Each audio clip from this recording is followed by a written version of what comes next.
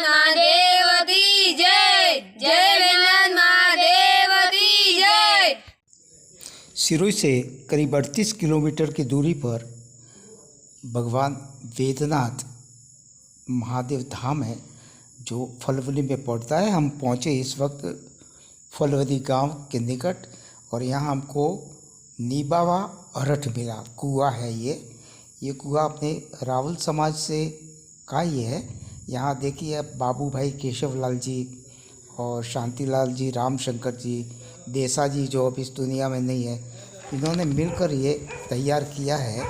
और हम विशेष करके यहाँ आज पर्यावरण की बात करेंगे क्योंकि बाबू भाई पर्यावरण प्रेमी है और इन्होंने इस गांव की जिस प्रकार से काया पलट की है उससे प्रभावित होकर तथा वेदनाथ धाम के दर्शन क्योंकि अभी श्रावण मास है उस उद्देश्य से हम गए। यहाँ पे हमको ये देखिए कुएं के अंदर पक्षियों ने घोंसले बनाए है, शायद आप पहली बार देख रहे होंगे। यहाँ पर हमने बाबू से भाई से रिक्वेस्ट की कि हमें फरवरी में पर्यावरण और वेदनाथ धाम के बारे में कुछ जानना है, तो उनको रिक्वेस्ट करने पर वे सहर्ष हमारे साथ चलने के लिए तैयार हो गए। आप इनका पर्यावरण प्रेम देखिए। इस कुएं पर सारे फलदार वृक्ष हमें देखने को मिले और बहुत ही यहाँ पर सुंदर व्यवस्था है। आप देख रहे हैं ये सब नींबू के पेड़, यहाँ करीब 400 की संख्या में नींबू के पौधे लगाए थे जो आज यहाँ पर बड़े हो चुके हैं और फलदार दे रहे हैं। इसके साथ ही यहाँ पर काफ़ी संख्या में आम के पेड़ भी है। जब हमने ये देखा तो ये जो केसर कैरी आती है जो सौराष्ट्र में होती है वही बीज यहाँ पर डाला गया है और इनके इस कुएं में आम पैदा हो गए हैं। इस फलवदी गांव को आप देखिए कितना सुंदर नज़ारा है चारों ओर। ये केर बोलते हैं उसको, हम जो अचार बनाते हैं, एक केर का पेड़ है। और ये देखिए यहाँ जो वेस्ट नींबू है उनको यहाँ पर इकट्ठा किया जा रहा है। पर्यावरण की दृष्टि से देखें तो बाबू भाई ने इस गांव में पहले पानी का जमाव नहीं होता था, पानी बहुत कम मात्रा में यहाँ पर होता था। तो बाबू भाई के सत प्रयासों से उन्होंने यहाँ पर एनीकट बनाए जो हम आपको बाद में बताएंगे। फिर आप देखिए इस गांव में ये चारों ओर कितना सुंदर प्राकृतिक वातावरण और ये इनका कुआं है। आप देख रहे हैं स्पष्ट रूप से इस वक्त हमें नींबू के पेड़ दिख रहे हैं और लगभग सभी पेड़ों पर हमें नींबू देखने को मिली। इन्हें काफ़ी संभालना पड़ता है। यहाँ पर इन वृक्षों में तरह तरह की बीमारियाँ भी हो जाती है, तो केवल कोई भी वृक्ष पौधा लगा करके भी उससे हमें फल नहीं मिलता। आप देखिए चारों ओर। और अब हम फलवदी वेदनाथ धाम की ओर बढ़ रहे हैं। हम जैसे ही जाते हैं ये वृषभ द्वार है, ये वेदनाथ धाम का वृषभ द्वार है और ये वृषभ द्वार 2006 में बाबू भाई परिवार द्वारा बनाया गया था। अब हम पहुँचे हैं यहाँ पर। इसमें पहुँचते हैं यहाँ पर वाराई माता का सुंदर मंदिर है जो कश्यप गोत्रियों की कुलदेवी है। यहाँ आप देख रहे हैं ये संडास है और बहुत सुंदर बगीचा है। बैठने के लिए अंदर टेबल लगे हुए हैं। उसके साथ ही यहाँ पर ऑफिस है। यहाँ पर एक भोजनशाला भी है और विभिन्न प्रकार की व्यवस्था है। यह भी निर्माण कार्य बाबू भाई और शांतिलाल जी देसा जी परिवार की ओर से किया गया। ये रसोई कक्ष है। तो यहाँ पर साल में एक बार माँ वाराही का मेला लगता है जहाँ पर काफ़ी संख्या में श्रद्धालु आते हैं जिनके लिए यहाँ पर सुंदर व्यवस्था है। आप भी चाहे तो यहाँ पर जाकर इसका आनंद ले सकते हैं। यह है यहाँ की भोजनशाला और ये यहाँ का ऑफिस है। और अभी श्रावण मास चल रहा है इसलिए श्रावण माह में यहाँ पर पुजारी जी अपना अनुष्ठान कर रहे हैं। ये वेदनाथ धाम के बाहर जो वृक्ष लगाए गए थे ये बाबू भाई की माताजी के नाम से। तो बाबू भाई ने यहाँ पर उनको चारों ओर चबूतरा बना दिया जिससे इन वृक्षों का संरक्षण होता है। हम बिल्कुल वेदनाथ धाम मंदिर के पास पहुंच गए, लेकिन उसके पहले हम थोड़ा दूसरा अंदर। ये हंसराज पीताम्बर जी रावल जो विदेश में रहते हैं, उनके द्वारा बनाया गया एक अति सुंदर विद्यालय है जो इस गांव की शोभा बढ़ाता है। और ये जो आप देख रहे हैं ये प्राचीन बावड़ी है, इसे जालियों से ढककर इसे संरक्षित किया गया है। दो पहाड़ियों के बीच में इधर पानी की तकलीफ होती है, तो दो पहाड़ियों के बीच में इसको किया हुआ है। ये सीमेंट का पूरा करा है, अंदर 10 फुट तो गहरा है, नीचे 40-25 फुट चौड़ा है और ये लंबा 40 फुट है। इसमें पूरा पानी भरता है, पूरा ये पीछे की तरफ है, तो ये पूरा 1 साल तक पानी चलता है और दुष्काल में भी इधर पानी की कमी नहीं होती है। ये इधर सिर्फ हैंडपम्प है, आजू बाजू 1 किलोमीटर तक सब रिचार्ज होते हैं। ये सब इधर वनस्पति है, झाड़ है, हैंडपम्प है, गांव में भी पानी पर्याप्त रहता है। सामान्यतः इस गांव में पहाड़ियों से पानी आता है और पानी बहकर चला जाता है। तो इस क्रम में बाबू भाई के सद प्रयासों से साल भर यहाँ पानी मिले लोगों को। इस क्रम में यहाँ पर बाबू भाई ने स्वयं के खर्चे से जगह जगह पर एनीकट बनाए हैं, जिससे पानी रुक जाता है और लगभग साल भर यहाँ पर पानी रहता है और हरियाली तो रहती है, साथ ही यहाँ पर पानी की जो ज़रूरत है वो पूरी हो जाती है। अब हम यहाँ पर आपको बताएंगे वैद्यनाथ धाम मंदिर। ये काफ़ी पुराना मंदिर है, कोई इसे 500 वर्ष, कोई 800 वर्ष, कोई 1000 वर्ष पुराना मंदिर बता रहे हैं, लेकिन वैद्यनाथ का मंदिर ये काफ़ी प्राचीन मंदिर है। वैसे वैद्यनाथ हमारी हिंदू संस्कृति में वैद्यनाथ अर्थात ज्योतिर्लिंग, भारत में 3 जगह पर वैद्यनाथ के नाम से ज्योतिर्लिंग है। एक हिमाचल प्रदेश में है, दूसरा महाराष्ट्र में है और तीसरा झारखंड में है, देवघर के पास, जहां आपने देखा होगा अभी थोड़े दिन पहले प्रधानमंत्री जी ने वहां जाकर पूजा की है। मंदिर के में प्रवेश करने से पूर्व ही सुंदर गजराज हमें दर्शन देते हैं। उसके पश्चात हम जब प्रवेश करते हैं तो सत्यम शिवम सुंदरम, शिव ही सत्य है, शिव ही सुंदर है और शिव ही सत्य है। ये काफ़ी प्राचीन मंदिर है और इतना विशाल मंदिर है कि यहाँ जाने के बाद ही पता चलता है कि इस मंदिर की विशालता क्या है।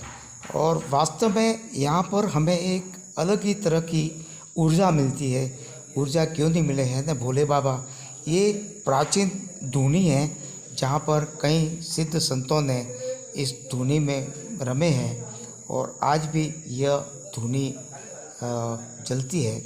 और यहाँ से अब हम थोड़ा अंदर जाके इस मंदिर का नज़ारा हमें बता रहे हैं। बाबू भाई हमें पूरा मार्गदर्शन कर रहे हैं, क्योंकि वे भी इसी गांव के निवासी है और हमारी रिक्वेस्ट को सुनकर हमारे साथ आए। काफ़ी आनंद आया। ये सत्संग भवन है, वैद्यनाथ भगवान का ये सत्संग भवन है। और वैद्यनाथ केसरी वैद्यनाथ जो इधर के ठाकुर साहब थे उनका है, वो इनके भक्त थे और इनमें महादेव जी उनको प्रसन्न हुए थे, उनको पर्चा था, तो गांव वालों ने उनका स्थान बनाया है। केसरियो वैद्यनाथ मगरा में मोटो धनी, जिनमें हृदय सिद्ध नाम लिए सुख शांति हो गए। वैसे ये यहाँ की भोजनशाला है, धर्मशाला है। वैसे यहाँ पर पूजा के बारे में बात करें तो यहाँ पर रावल समाज के जो लोग हैं उनकी पूजा की बारी आती है और लगभग 1 वर्ष तक यह बारी रहती है और यहाँ पर पूजा करके आध्यात्मिक आनंद। ये जो आप देख रहे हैं ये भी एक, इसको पानी को रोका गया है। ये मैंने अभी बताया आपको कि यहाँ पे जो बारी आती है और उस समय लोग देखते हैं। ये वैद्यनाथ भगवान के गर्भगृह की और हम इस समय बढ़ रहे, आपको दर्शन करवाएंगे, हमने अनुमति ले ली। ये है प्राचीन भगवान वैद्यनाथ का मंदिर। यहाँ पे सिरोही, इस मंदिर में रविवार का महत्व है, क्योंकि ऐसा बताया जाता है कि सिरोही के दरबार यानी राजा प्रति रविवार को यहाँ पर दर्शन के लिए आते थे ऐसी कितवंती है कि सारनेश्वर जी जाते थे सोमवार को, तो भगवान ने उनको सपने में आकर कहा कि आप रविवार को आइए, क्योंकि सिरोही से वहाँ तक जाने और आने में लगभग पूरा दिन। आप देखिए ये पीछे पार्वती माता, अंदर गणपति जी, हनुमान जी, सभी देवी देवता है। अब हम घर पर आप देख रहे हैं ये डिजाइनदार टाइल्स, यह एक ऐसे व्यक्ति ने लगवाई है जिनकी पूजा की बारी आई थी और अध्यात्म का आनंद लेते हुए उन्होंने यहाँ का विकास किया। ये मंदिर का थोड़ा भारी हिस्सा है। यहाँ पर पहले पुरोहित पूजा करते थे और यहाँ पर ऊपर शिलालेख भी लिखा हुआ है कि इसका दरवाज़ों का जीर्णोद्धार गांव तरवी फाबरी या फूंगड़ी के सर सेपाऊ उन्होंने किया। ये आप देख रही है कितने बड़े बड़े नंगारे, जब आरती होती है तो यहाँ पर बड़े बड़े ढोल नंगारे बजते हैं और पूरा वातावरण आध्यात्म से आच्छादित हो जाता है। ये काफ़ी पुराने ज़माने के ढोल नंगारे हमें दिख रहे हैं। ये पुजारी के लिए रसोई घर है, इसमें पुजारी जी रसोई बनाते हैं और इसी रसोई घर में बनी रसोई का प्रसाद भगवान भोलेनाथ को परंपरागत ढंग से चढ़ता है।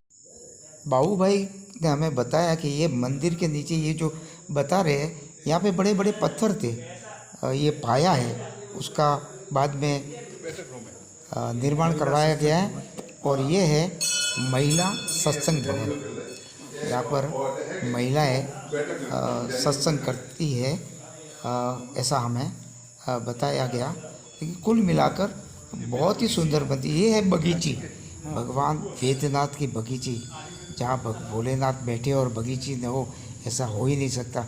और ये सुंदर धर्मशाला आवास, यहाँ पे जो श्रद्धालु आते हैं उनके लिए यहाँ पर प्रसाद वगैरह और रुकने के लिए बहुत ही सुंदर व्यवस्था की गई है।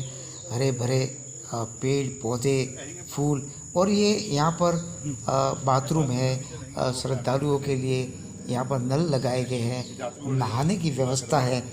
मतलब कुल मिलाकर इस धाम में किसी भी प्रकार की मुझे तो कमी नज़र नहीं। ये रसोई घर है और देखिए कितनी बड़ी बड़ी भट्टियाँ हैं। इसके दो बाल्टे, एक जाली के अंदर है, एक आप जाली के बाहर जो देख रहे हैं। यहाँ पर ये जो प्रसाद होती है, रसोई बनती है और ये भी भोजनशाला है। और जो श्रद्धालुओं का यहाँ पर जो प्रसाद बनता है, यहाँ पर बैठ के भगवान भोलेनाथ का। और देखिए ये विशाल प्रांगण, अभी इस मंदिर का जितना भी विकास करेंगे तो उतनी ही भूमि यहाँ पर मिलेगी।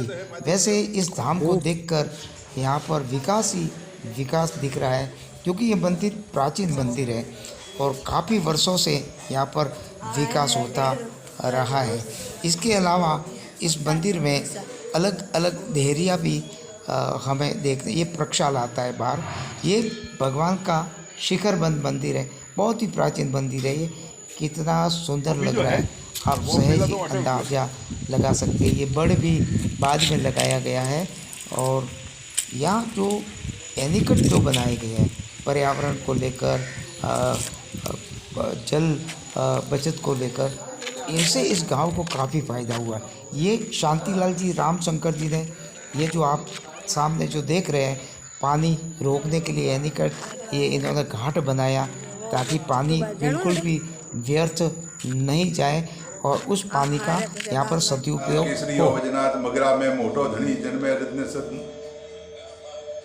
ये मंदिर कितना पुराना है? ये कम से कम 1000 साल पुराना है। तो यहाँ का क्या इतिहास है? ये इतिहास है, इधर पहले कोई वट राजपूत रहते थे, उनका एक गाय थी, तो इधर इस जगह पे वो कोई वृक्ष था, उधर जाके वो उसका स्तन में से दूध जाता था। तो उसके गांव वाले गोवालियों को पूछा कि भाई गाय मेरी कहाँ जाती है, कैसी होती है, इसका बछड़ा क्या, तो नहीं होता। तो फिर तपास किया तो गाय इधर खड़ी रहती थी, तो ये दूध जाता था। फिर इधर खोदा तो इधर से आवाज़ आई और उसका जो निकला खून निकला उसमें कुदारी से। फिर उसने भगवान ने सपने में आके बोला कि तुम इधर से जाओ, ये मैं इधर स्वयंभू इधर प्रकट होने वाला था, मगर तुमने समय से पहले खोद दिया है, तुमको थोड़ी शांति रखनी थी। तो उसने माफ़ी मांगी और फिर वो ये हुआ, धीरे धीरे मंदिर हुआ। उसके बाद में दूसरे भी आए, वो छोड़ के गया। उसके बाद ये पुरोहित इधर पूजा करते थे, वो पुरोहितों ने कई साल तक किया। उसके बाद रावल ब्राह्मण समाज को बुला के पुजारी का 300 साल से रावल ब्राह्मण समाज इधर पूजा करते हैं। और वो जो इधर राजपूत थे हुबट, जो रामसिंह हैं अभी, वो इधर अभी भी है, उनके वंशज आते हैं, उनको भी पूछ सकते हैं। और वो उधर जाके निवास किया और धीरे धीरे गांव बसा।